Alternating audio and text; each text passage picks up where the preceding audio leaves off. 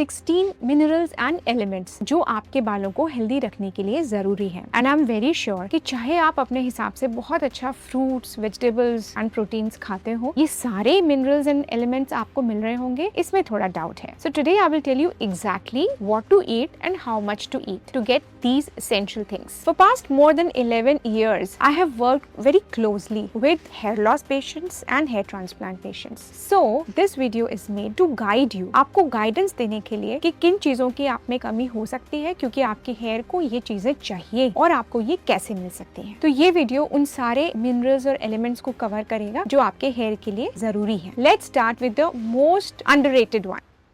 16 minerals and elements और उनका hair में रोल। नाउ 6 मैक्रो मिनरल्स जो आपकी बॉडी को थोड़े लार्ज अमाउंट में चाहिए। इसमें आते हैं sodium, potassium, magnesium, calcium, phosphorus and sulphur. Now comes 10 trace minerals जो थोड़े अमाउंट में चाहिए बट क्रिटिकल हैं, दे आर वेरी इंपॉर्टेंट। ये कौन कौन से हैं? Iron, zinc, copper, selenium, molybdenum, iodine, chromium, manganese, fluoride and boron. Her mineral का हेयर के लिए एक स्पेसिफिक रोल है जो हमें उतना ज्यादा नॉर्मली लोगों को नहीं पता, और हम किस चीज में कितना मिनरल हमें मिल रहा है ये पता करना भी बहुत मुश्किल है। तो इसलिए हम आपके लिए लेकर आए हैं रूटीनली की किट जिसमें ये सारी चीजें अवेलेबल हैं। इसके बारे में ज्यादा जानकारी मैं आपको बाद में दूंगी, but routinely hair grow kit नाम याद रखिए जो आपको हेल्प करेगी इन सारे मिनरल्स को हर रोज लेने में। अभी हम डिस्कस करते हैं वो कौन सी चीजें हैं जो आपको चाहिए। One of the most underrated things जिसके बारे में सबको लगता तो है जरूरी है बट पता नहीं होता कि हमारे अंदर कमी है कि नहीं, वो है आयरन। आयरन में भी अगर मेरा हीमोग्लोबिन ठीक है और मेरे अंदर आयरन रिजर्व कम है जो कि है सीरम फेरेटिन, तो हीमोग्लोबिन पता करना, सीरम फेरेटिन पता करना, ये दोनों चीजें जरूरी हैं। अब आयरन का रोल क्या है? कहते तो हम बहुत है आयरन ठीक होना चाहिए। आयरन हीमोग्लोबिन बनाने के साथ ऑक्सीजन कैरियर का काम करता है, ऑक्सीजन को टिश्यूज में, सेल्स में पहुंचाता है। क्यों जरूरी है? क्योंकि अगर ऑक्सीजन नहीं मिलेगी उनको तो normal life, cellular life cycle नहीं चल सकती। That is why iron is important. अब हेयर फॉलिकल तो एक बहुत फास्ट एक्टिव जगह है जहाँ जर्म सेल्स लगातार अपनी हेयर साइकिल चेंज कर रहे हैं, नए सेल्स बना रहे हैं, नया डीएनए मटेरियल बन रहा है, नई माइटोसिस हो रही है, मियोसिस हो रही है, नए एमआरएनए बन रहे हैं। उनको ऑक्सीजन चाहिए, आयरन उनको ऑक्सीजन दिलवाता है। Therefore iron is very important. अगर आयरन कम है, ऑक्सीजन कम मिल रही है, तो डेफिनेटली हेयर के स्ट्रैंड्स थिन हो जाएंगे, वीक हो जाएंगे, ब्रिटल भी हो सकते हैं, वो बीच में टूट भी सकते हैं। टारगेट होता है मेन में around 8 milligram per day iron पहुंचे, फीमेल्स में around 18 milligram per day iron पहुंचे, बिकॉज साइक्लिकल ब्लड लॉस की वजह से उनको ज्यादा आयरन की जरूरत है। और जैसे मैंने आपको बताया, अगर हीमोग्लोबिन ठीक भी है तो भी अगर फेरेटिन नॉर्मल लेवल में है, जैसे लैब में पता चला कि उनका जो रेंज है वो 10 to 210 है, तो इतनी बड़ी रेंज में सीरम फेरेटिन अगर 70 से कम है तो हेयर फॉल हो सकता है, और कहीं 30 से कम हुआ तो एक्सेसिव हेयर फॉल हो सकता है। अब इम्पोर्टेंट चीजें हैं आयरन खाने के बारे में। आप कभी भी आयरन की टैबलेट चाय कॉफी के साथ ना लें। चाय में टैनिक एसिड होता है जो आयरन का अब्सॉर्प्शन रिड्यूस कर देता है। आयरन को कभी भी कैल्शियम, मैग्नीशियम, जिंक इनके साथ नहीं लेना चाहिए, ये उसके अब्सॉर्प्शन को कम करते हैं। आयरन का अब्सॉर्प्शन स्मॉल इंटेस्टाइन के एक छोटे से पार्ट में होता है जिसको जेजुनम बोलते हैं, इसलिए इसके अब्सॉर्प्शन में बहुत दिक्कतें आ जाती हैं अगर हम प्रॉपर फॉलो ना करें उसको, अगर हम अलग अलग चीजों के साथ ले लें। इसके अब्सॉर्प्शन में विटामिन सी का बहुत बड़ा रोल है। विटामिन सी की टैबलेट अगर आप साथ में लें या नींबू की चीजें निचोड़ कर लें साथ में, तो इसमें आपको आयरन अब्सॉर्प्शन में हेल्प मिलती है। अगर आपको और भी टैबलेट्स लेनी है तो आयरन की टैबलेट को अपनी बाकी टैबलेट्स से कम 2-3 घंटे का अंतर रखिए। Hi, my name is doctor Preeti Saraswat. I am an American board certified hair transplant surgeon. Now comes zinc. Zinc direct follicle cell division material है। जिंक वो मिनरल है जो सेल डिवीजन को डायरेक्टली कंट्रोल करता है। व्हाई? बिकॉज ये DNA polymerase का cofactor है। सादा शब्दों में हम बोले तो जब भी सेल डिवीजन होता है हमें जिंक की जरूरत है, उसके बिना न्यूक्लियस डीएनए का मटेरियल नहीं बन सकता। अब अगर जिंक की डेफिशिएंसी हो जाए तो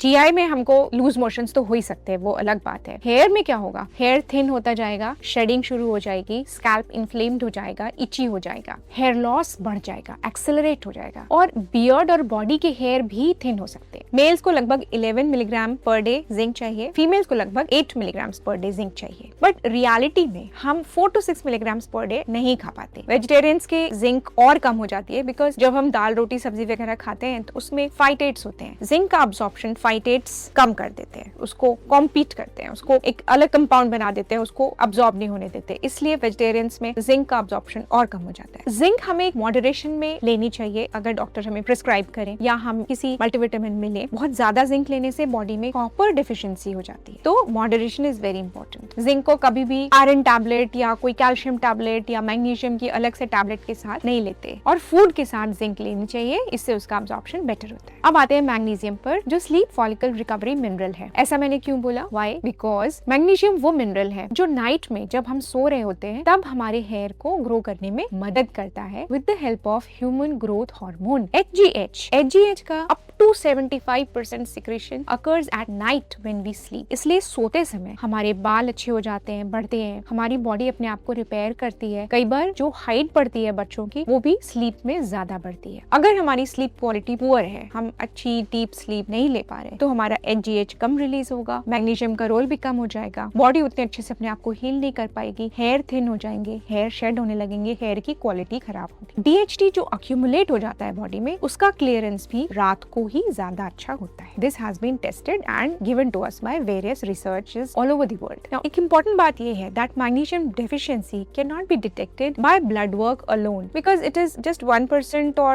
a little more in the blood and the rest is in the bones and other body tissues. Males में around 400 milligram is RDA recommended daily allowance and in women it is around 300 milligram. In this modern world magnesium is depleted in the soil, so that is why आजकल के खाने में, सब्जियों में, grains में उतना magnesium हमको नहीं मिल पाता जितना पहले के जमाने में मिलता था, years back, rather decades back. So supplementation of magnesium is most reliable. Dose is around 200 to 300 milligram which is taken before bedtime, क्योंकि सोने से पहले आप लेंगे तो रात में वो फिर जब आप सो रहे होगे तो अपना काम करेगा। It will improve your quality of sleep also along with human growth hormone HGH secretion. Coming now to vitamin D. Vitamin D is said to be the follicle enagen command hormone. Why? Because it tells the follicle to stay in the enagen phase. Go to the enagen phase from telogen and stay in the enagen phase. How? So technically vitamin D is not a mineral but it acts like one. Hair follicles have receptors for this in the dermal papilla. Vitamin D binds to these receptors in the dermal papilla and sends the signal to these follicles, go to enagen, stay in enagen. So if there is a depletion of vitamin D in your body, not only will you experience hair shedding by telogen phase, but many of your enagen shafts will enter the telogen phase as the vitamin D level in your body drops critically. Post COVID, we are seeing a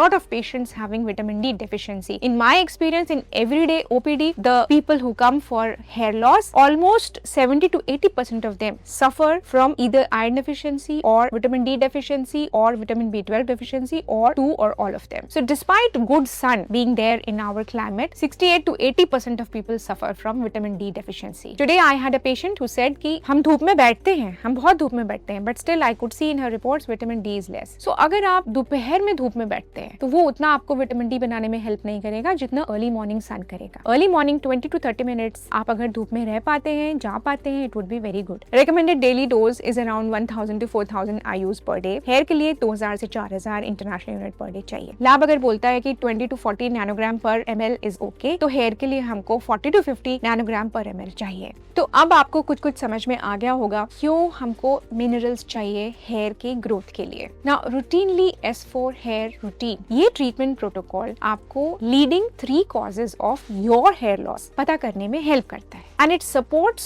your hair restoration with the structured S4 hair routine. This is the 4-stage treatment approach. Let us understand these 4 stages now. So how routinely works? The 4-step logic is number 1, S1, stop, halt further hair fall before doing anything else. इसका fastest impact होता है। कैसे? वो चीजें जो आप में कम है, जिनका डिप्लेशन है, उसको प्रोवाइड करना, इन्फ्लेमेशन स्कैल्प में कम करना और DHT को फिक्स करना। जो DHT बढ़ता जा रहा है उसका इफेक्ट बढ़ता जा रहा है, तो DHT ब्लॉकिंग को इम्प्रूव करना। This is how S1 stop will help. Fastest impact है for 90 days. Stage 2 is S2, stabilize. What to stabilize? When the acute crisis is over, balance करें हम अपने शेडिंग हेयर को और ग्रोइंग हेयर को। तो हार्मोन्स बैलेंस हो, nutrients balance हो, this is the actual reversal stage. Stage 3, S3 is strengthen. So follicles are now healthy. We have to optimise hair quality. This is the hair strengthening और thickening phase. इसी को हम बोलते हैं hair की density improve हो जाएगी। और जब इतना सब कुछ हो गया, then comes stage 4 which is sustain. जितना हमने अचीव किया उसको सस्टेन करें। So we have to maintain the good quality hair we have achieved in a very minimum cost. It would be a cost of just 2 pizzas। ये एक routine है, that is why we call it routinely. S1, S2, S3, S4 come one after another, एक के पहले दूसरा नहीं आ पाएगा, ये सब कनेक्टेड है। Now the routinely hair grow kit, जिन 16 मिनरल्स के बारे में हमने बात की, this kit contains the 16 minerals and the essential elements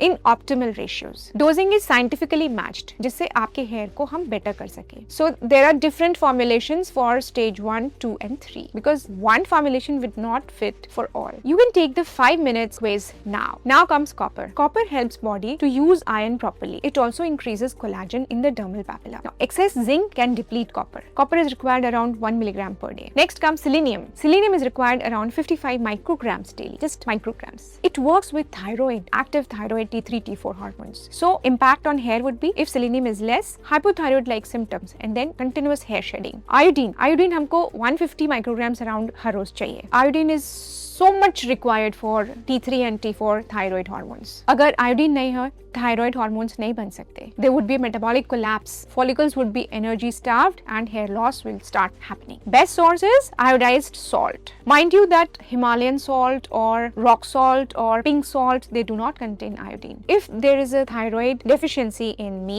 my hair would start shedding and unless I fix that, अगर मैं iodine ले भी रही हूँ तो मुझे benefit नहीं होगा. So if there is any issue with my thyroid, I should see a doctor instead of taking iodine only. तो आप अपने डॉक्टर को जरूर दिखाएं. Next come calcium, phosphorus and sulfur. इनको structural minerals भी बोलते हैं. Why? Because they are important in the structure formation. अब let's take calcium. Calcium का daily requirement around 1000 to 1200 milligrams per day होता है. Body की overall functioning में it is very important. Not only bones and muscles, but all the cell functioning we require calcium. Nerve signals तक send करने में हमें calcium की जरूरत है. Cytoplasmic signal send करने के लिए भी हमें calcium चाहिए. Without sufficient magnesium, calcium ठीक से function नहीं कर पाएगा. So these things are interrelated. Phosphorus हमको लगभग 700 milligrams per day चाहिए. Now phosphorus is so important. It is जो हमारी एनर्जी की करेंसी है, ATP, एडिनोसिन ट्राइफॉस्फेट, उसमें फास्फोरस है. तो अगर हमको एनर्जी चाहिए तो हमको फास्फोरस चाहिए. कैल्शियम और फास्फोरस मिलके हम सबको पता है बोन्स का बैलेंस बनाते हैं, बोन्स में स्ट्रक्चर बनाते हैं, बोन के मिनरलाइजेशन में जरूरत है. सल्फर का कोई प्रॉपर आइडिया नहीं है, but it is required. Sulphur is very important for various amino acids. Amino acids protein के बिल्डिंग ब्लॉक्स हैं, जैसे मेथियोनिन हुआ, सिस्टीन हुआ, इनमें सल्फर है. Sulphur is critical for collagen production and also for keratin cross linking. Hair strand की strength के लिए सल्फर चाहिए. तो आप देखें कैल्शियम,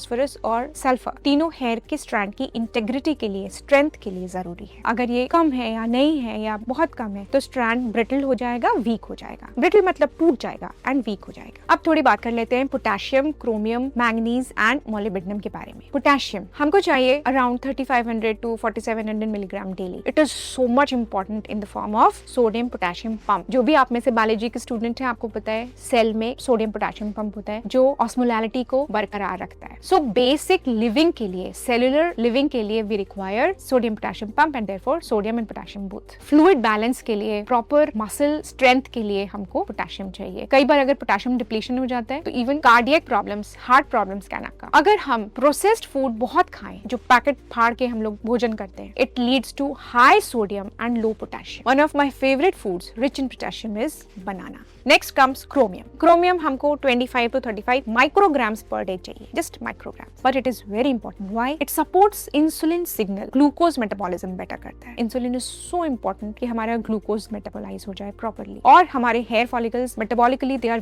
वेरी एक्टिव, उनको बहुत एनर्जी चाहिए. अगर हाई ब्लड शुगर है, इंसुलिन प्रॉपर नहीं है, तो फॉलिकल स्ट्रेस में आता है and it starts shedding. That is how important it is. Manganese हमको just 1.8 to 2.3 milligram per day चाहिए, but it supports bone formation, cartilage formation, other structural formation in the body. Not to mention the dermal papilla connective tissue also, जिसके formation के लिए manganese is very important. Molybdenum just 45 micrograms per day चाहिए, but it is very important for enzyme function, the metabolic pathway. Detoxification में support करता है molybdenum. Now you can take the routinely 5-minute quiz.